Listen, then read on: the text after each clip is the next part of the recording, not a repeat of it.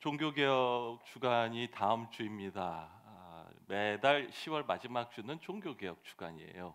우리 교회가 그걸 열심히 지키지는 않았지만 오늘날의 우리나라 사회 현상을 볼 때에 사실 좀 필요한 내용들이 많다라는 생각이 들어서 이번에는 종교개혁에 대해서 다시 또 깊이 한번 살펴보기를 바랍니다. 그러면서 좀 한번 상식을 맞춰볼까요? 자, 루터가 제일 유명하죠. 루터가 누굴까요? 어, 예, 여기 제일 얼굴 크신 분이 아무래도 제일 아무래도 보면 굉장히 세게 생겼죠, 그렇죠? 예, 심술 맞게 생기셨어요. 보면 왜 그럴까요? 젊은부터는 이렇게 안 생겼는데 어려운 일을 많이 겪었죠. 그리고 수많은 반대를 뚫고 나가야 되니까 아마 하나님이 성품 자체도 굉장히 강하고 인내가 있고 그리고 밀어붙일 수 있는 사람을 택하신 게 아닌가라는 생각이 들어요. 그게 그 겉모습에서 이렇게 잘 보여요. 그럼 또 한번 또 맞춰보세요. 그 다음으로 유명한 사람은 칼빈인데 칼빈은 누굴까요? 예, 뭐 가운데 있는 분이겠죠, 뭐 그죠? 그러니까 제일 유명하시죠. 칼빈은 이렇게 보면은 정반대죠, 체형이 그죠? 삐쩍 마르셨어요. 그리고 호리호리한데 칼빈은 학자예요. 그러니까 굉장히 예민했던 거 아닌가 싶어요. 실제로 병약해서 평생 병에 시달렸습니다. 그래서 날씬하시죠. 다른 분들은 그냥 넘어가세요. 모르셔도 돼요. 넘어갈게요. 단 요분이 존 낙스인데 존 낙스는 이제 스코틀랜드에서 장로교를 시작한 것입니다. 우리 교회는 장로교입니다. 그러니까 그 정도를 아시면 될 것 같습니다. 아, 이렇게 시작을 했지만 사실은 이제 종교 개혁에 대해서 좀 생각을 해보려고 합니다. 여러분, 종교 개혁이라는 게 무엇입니까? 이미 종교 개혁이 시작한 지 작년이 500년째 된 해였고 올해는 501년째 되는 해입니다.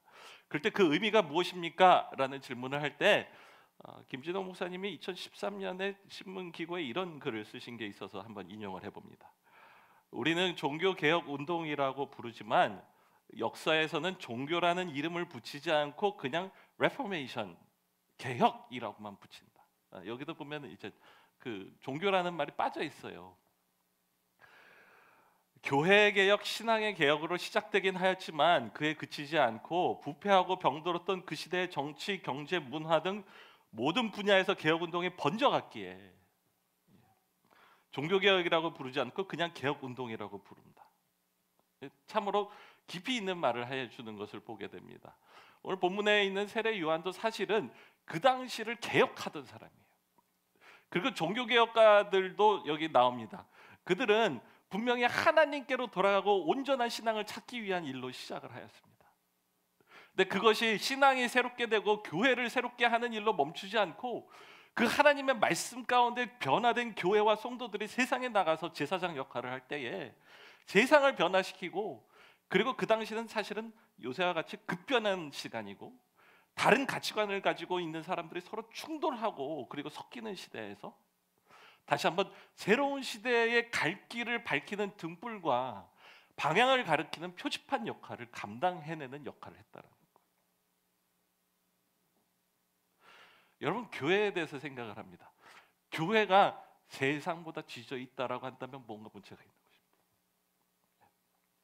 온전하게 하나님의 말씀을 알고 그리고 세상에 있는 우리의 필요들을 채우는 사역을 하다 보면 반드시 그 말씀대로 일어나기 때문에 세상을 평가하고 세상을 비평하고 세상을 변화시키는 위치에 서 있게 됐다라는 거예요.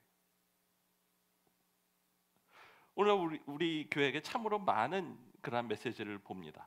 사실은 종교개혁가들의 그 입장이, 그들이 했던 그 삶이 오늘 현대 우리 교회에게 필요한 것이 아닙니까? 성도들의 삶이 새롭게 되어야만 되겠어요. 여러분, 오늘 통계자를 보면 이제 10대 아이들이 교회 다니는 비율이 전체의 4%, 3.5% 이런 내용을 봐요. 인구도 절벽이지만 주일학교도 절벽입니다. 다시 한번 새롭게 신앙이 새롭게 되고 뜨겁게 예수 그리스도를 만나는 그 일이 필요합니다. 교회는 어떻게 됩니까? 한국 교회가 참으로 많은 것을 잃어버렸습니다. 그럴 때 다시 한번 교회 공동체가 새롭게 돼야만 되지 않겠습니까? 더불어서 나가서 세상에 혼란스럽고 세상에 어떻게를 가야 될지 모르고 어떻게 해야 할지를 알지를 모를 때에 교회가 이제는 그 방향을 제시하고 정신적인 기준도 제시할 뿐만 아니라 영적인 그리고 도덕적인 방향을 기준을 다시 새롭게 세워주는 그러한 역할을 감당해야만 되겠습니다. 그렇다면 그것을 할 수 있게 되는 기반이 무엇입니까? 다시 한번 500년 전에 종교개혁에서 새롭게 배워보고자 합니다. 종교개혁에서 주장한 것은 크게 세 가지예요. 첫 번째는 오직 성경, 두 번째는 오직 믿음, 그리고 세 번째는 만인 제사장이라는 거예요. 오직 믿음은 뭐죠? 결국에 오직 성경이라는 건 뭐죠? 성경이 최종 권위를 갖고 있다라는 뜻입니다. 그게 권위에 대한 문제예요. 중세교 때는 성직자나 특별히 교황이 최종 권위를 갖고 있다라고 얘기를 했어요. 그럴 때에 다시 한번 종교개혁자들은 그렇지 않다. 해석은 중요합니다. 그렇죠? 훈련을 받고 영성이 깊은 사람의 성경 해석은 중요하지만 결국에 최종 권위는 그리고 절대적 진리는 사람의 해석에 있지 않고 성경 말씀에 있다라는 것을 말해 주는 것입니다. 오늘날도 마찬가지예요.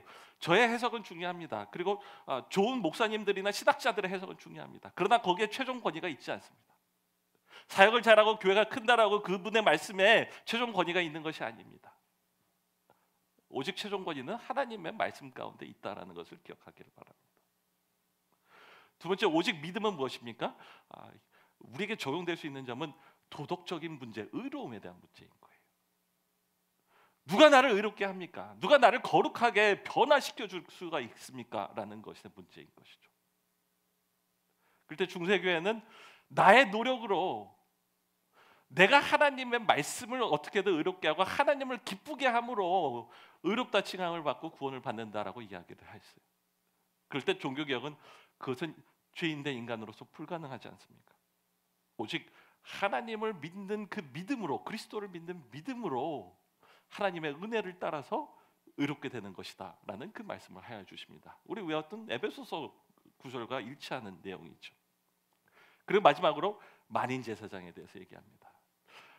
그걸 다른 면으로 하면은 직업과 소명에 대한 부분인 거예요.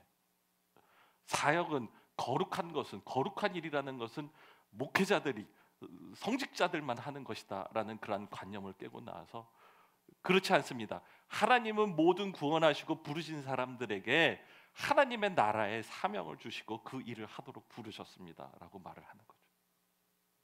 교회 안에서 일어나는 일만이 거룩하고 훌륭한 일이 아니라, 하나님을 기쁘시게 하는 일이 아니라, 우리가 각자 자기에게 주어진 삶의 영역 하나하나 가운데서 그리스도의 이름으로 하나님의 뜻을 이루고자 행해 나갈 때 거기에서부터 하나님의 놀라운 나라가 임하고 하나님이 통치하시는 일들이 있다라고 말하여 주시는 것입니다. 이것은 우리는 너무나 당연하게 여기지만 그 당시에 500년 전에는 대단한 신학적 돌파구가 되었어요. 그리고 그것이 세상을 변화시키는 불씨가 되었습니다. 그리고 가만히 그 의미를 생각하면 오늘날 다시 우리의 삶과 우리의 신앙을 변화시킬 수 있는 불씨가 돼요. 유명한 종교개혁의 일화가 있어요. 두 사람의 인물이 등장하는데 이 젊은 루터예요. 젊었을 때는 잘생겼죠, 그렇죠? 루터, 젊은 루터가 95개조의 반박문을 받는 성전 앞에 95개조의 반박문을 못 박는 그러한 장면입니다. 그 배경에는 사실은 이 테슬이라고 하는 로마 교황청에서 파송한 신부가 있었어요. 여러분, 중세의 신앙을 좀 이해하실 필요가 있는데 중세에는 연옥교리라는 게 있었어요. 성당에 아직도 카톨릭에 그게 있는지 없는지는 모르겠습니다. 그러나 그 당시엔 연옥교리가 있어서 사람이 특별히 평신도가 하나님을 충분히 만족시킬 만한 공로를 삶 가운데서 살기가 어렵잖아요. 그렇죠? 먹고 살기도 바쁜데 어떻게 늘 거룩한 일만 합니까? 그러니까 구원을 받긴 받을 건데 천국으로 바로 못 가고 연옥에 간다고 했어요. 그래서 죄값을 좀 치러야 돼요. 그래서 뭐 1000년, 뭐 10,000년 이 정도를 불 가운데서 연단을 받는 다음에 천국을 가도록 이렇게 되어 있었습니다. 그러니까 어떤 면에서 성도들이 지옥을 무서워하는 게 아니라 연옥을 무서워했대요.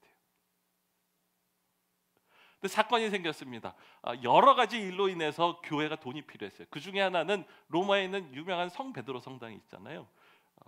그거를 크게 건축하여서 교회의 권위를 과시하고 싶었는데 돈이 없었어요.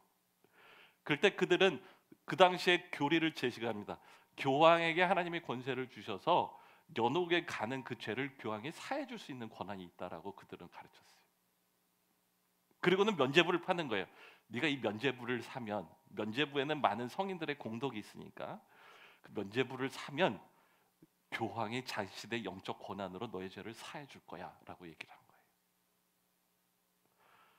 여러분, 만약에 정말로 연옥 구유를 믿었다고 한다면, 그리고 진심으로 연옥이 있는 것을 믿고 두려워하였다고 한다면 면죄부를 샀을까요, 안 샀을까요? 샀죠. 거금을 들여서.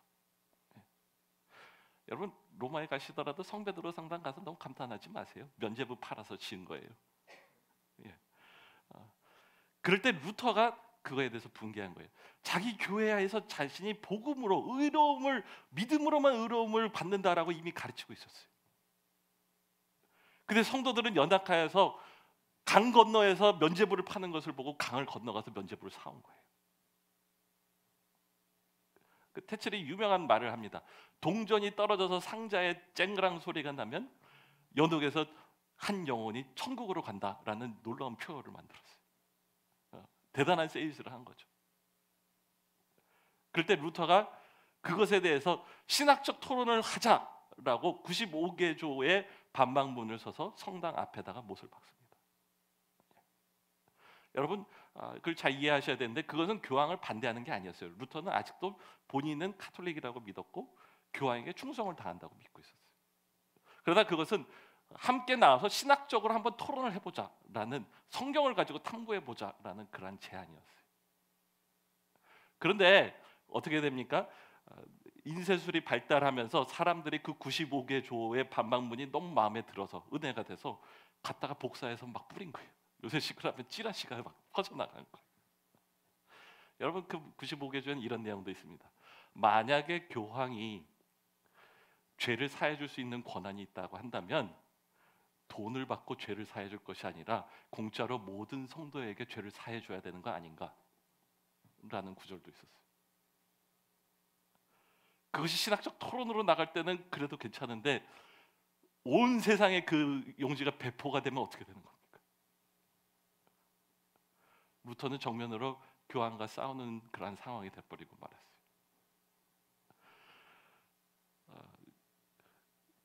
어느 한 수도승이 루터에게 저때 편지를 보냈다라고 합니다. 그 편지의 내용이 이렇습니다. 루터의 형제여, 당신이 옳습니다.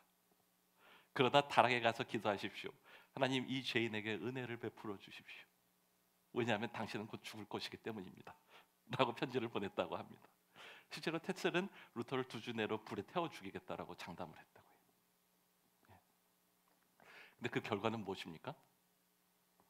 하나님이 보호하사 루터는 살을 수 있었고, 그리고 그의 종교 개혁이 말씀으로 돌아가자, 하나님의 말씀 가운데, 하나님의 은혜를 믿는 믿음 가운데 우리의 새로운 삶이 있다라는 그 선포가 온전하게 온 유럽이 그에게 몰려드는 일이 됐어요. 마치 오늘 본문에서 세례 요한이 하나님의 말씀을 선포할 때 무리가 다 그에게 나가간 것처럼 온 유럽이, 그리고 온 세상이 그에게 다가와서 복음을 다시 한번 새롭게 하고, 그리고 세상을 변화시키는 놀라운 역사가 일어났다는 것입니다. 그럴 때 질문을 던지게 됩니다. 어떻게 하면 그것이 될 수가 있을까요? 우리도 사람을 변화시키고 싶은데, 우리가 믿는 교회가 뜨거운 하나님의 진정한 공동체가 되고 그리스도의 몸이 되기를 간절히 바라는데, 건강한 신앙생활이 세상으로 흘러들어가서 세상을 치료하고 세상을 변화시키게 되기를 간절히 바라는데, 그러한 영적 권위가 어디서부터 옵니까? 라는 질문을 던지게 돼요. 그럴 때 그 답을 오늘 본문 2절에서 말해 주십니다. 우리 함께 읽도록 하겠습니다. 3장 2절입니다.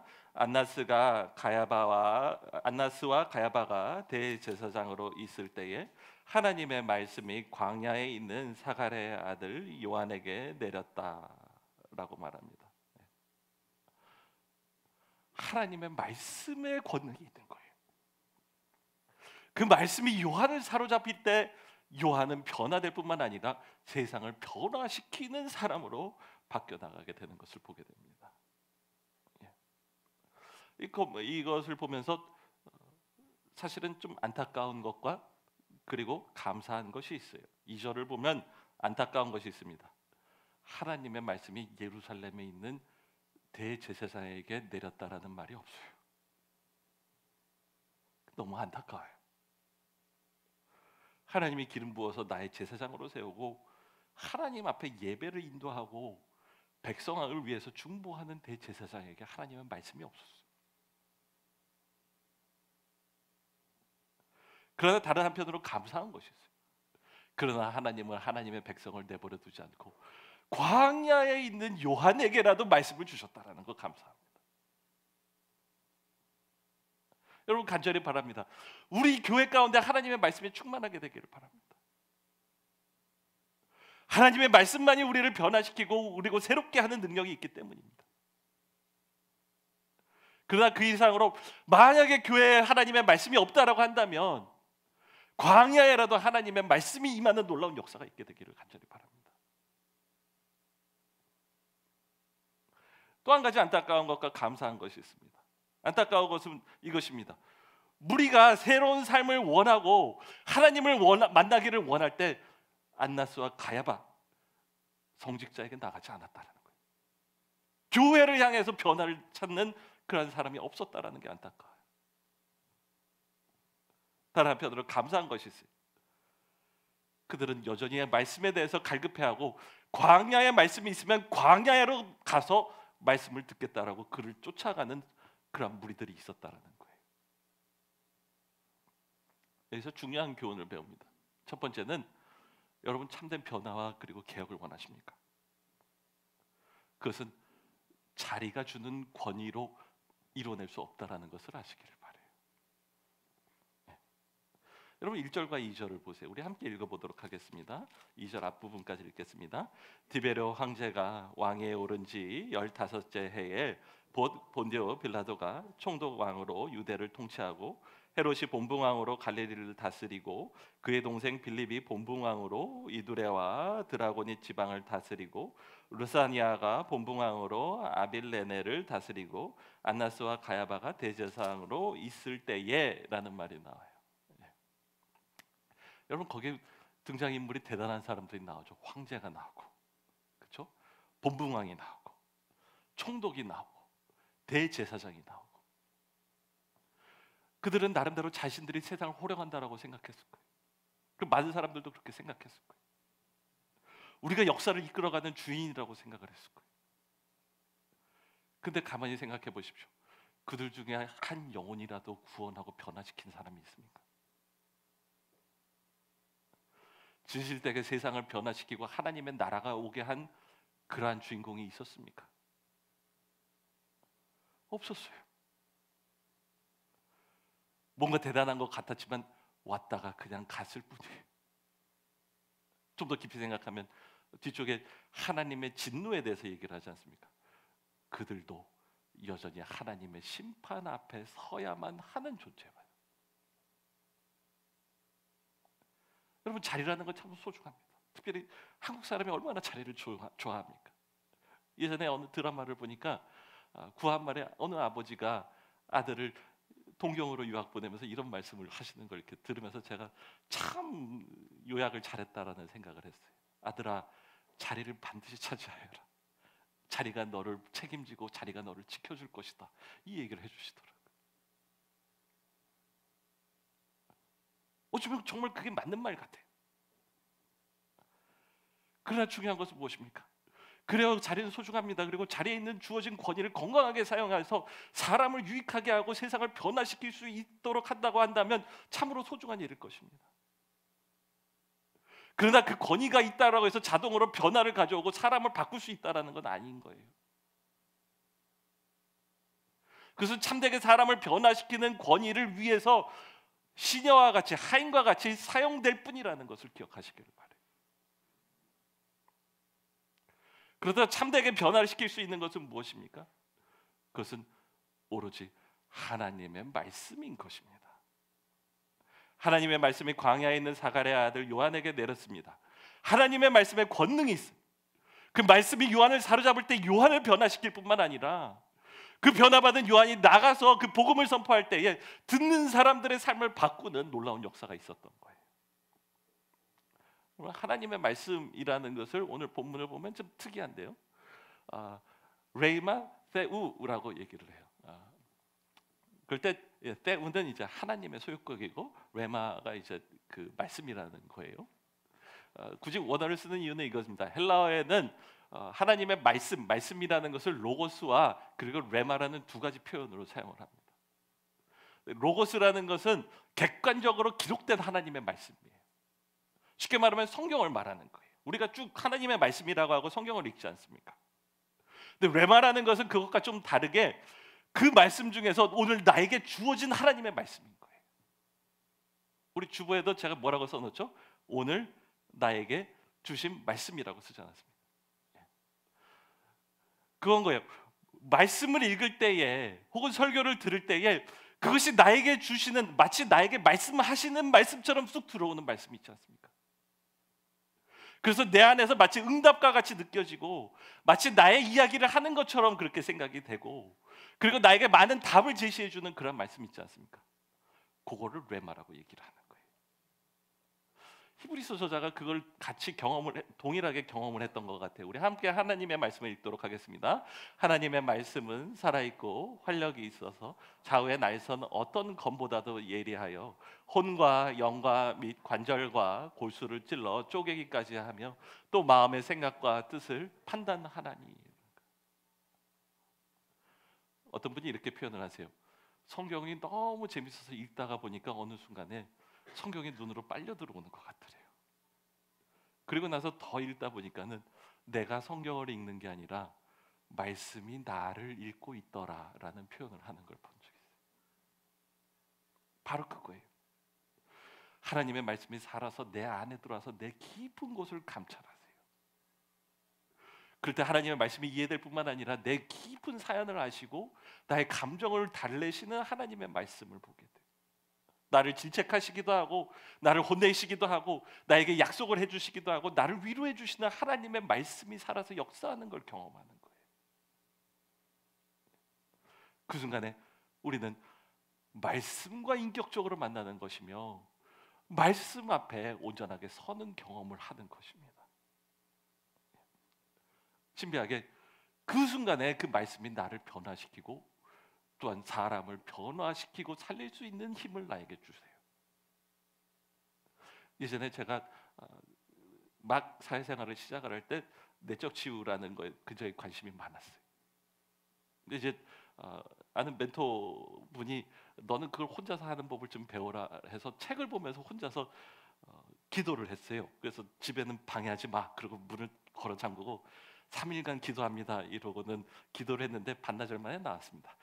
그렇긴 한데 말씀을 읽고 나의 상처를 끄집어내서 말씀 앞에 치유하기를 간절히 구하는데 살아서 역사하시는 하나님을 경험했어요. 깊이 내 마음을 만지시고 치료하시는 하나님을 겪었어요. 한참을 통곡하고 한참 치유받고 나와서 그 다음에 또 누군가의 인도함을 받아서 예수전도단에서 하는 대학 연합 집회가 연합 수련회가 있는데 그게 또 내적 치유라는 주제가 있어서 가서 다시 한번 그 앞에서 깊이 수련회를 다녀왔어요. 그러면서 치유받고 하나님의 깊은 사랑을 경험하였습니다. 그리고 났는데 교회에 갔더니 아는 후배가 막 직장을 갔다 왔어요. 근데 무슨 일이 있었는지 말도 안 하고 얼굴에 근심이 가득한 거예요.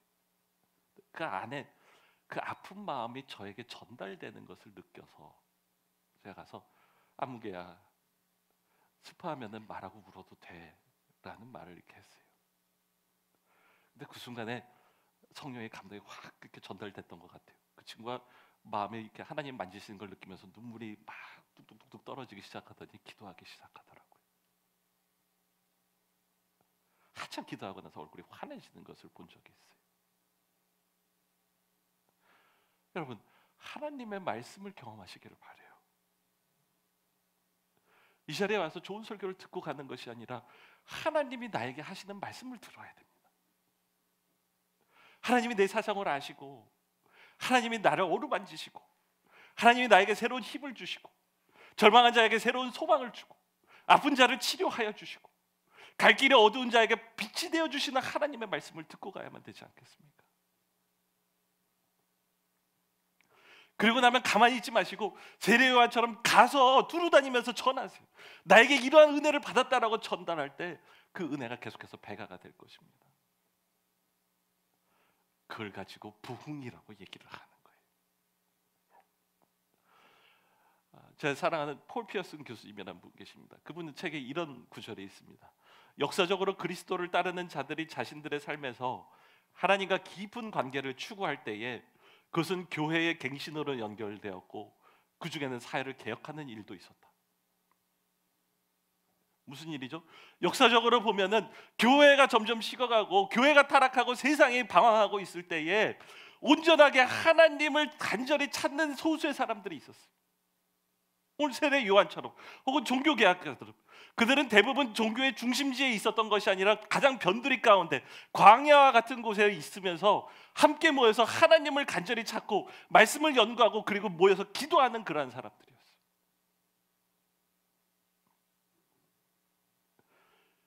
그럴 때 그들이 하나님과의 깊은 관계를 추구하고 하나님만을 간절히 구하는 기도를 할 때 하나님은 그들을 내버려 두지 않고 성령을 주셨어요.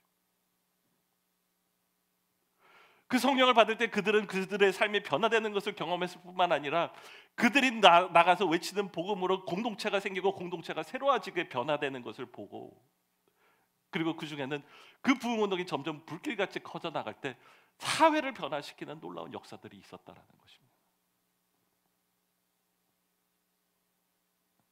여러분 변화를 원하세요?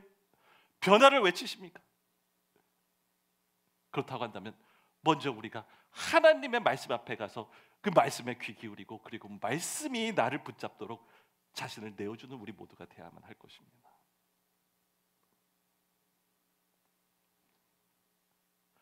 칼바르트가 한 유명한 말이 있습니다. 우리 함께 노란 글씨를 함께 읽어보도록 하겠습니다. 하나님의 말씀이 성경에서 우리를 기다립니다. 예. 하나님의 말씀은 살아있는 하나님의 말씀, 레마의 말씀이겠죠. 성경은 로고스의 말씀이죠. 여러분 말씀 가운데로 다시 나아갑시다. 그리고 날마다 하나님의 말씀을 듣기를 원합니다. 우리 여호수아 1장 8절 함께 읽도록 하겠습니다. 이 율법책의 말씀을 늘 읽고 밤낮으로 그것을 공부하여 이 율법책에 쓰여진 대로 모든 것을 성심껏 실천하여라. 그리하면 내가 가는 길이 순조로울 것이며 내가 성공할 것이다. 예. 날마다 하나님 말씀 앞으로 나아갑시다. 하나님의 약속을 믿으세요. 날마다 말씀을 묵상하고 그 말씀에 순종하세요. 말씀의 능력이 나의 능력이 될 것이며 하나님의 지혜가 나를 지혜롭게 만들 것이고 그 말씀이 우리를 변화시키고 그리스도께로 인도할 것입니다. 기도하겠습니다.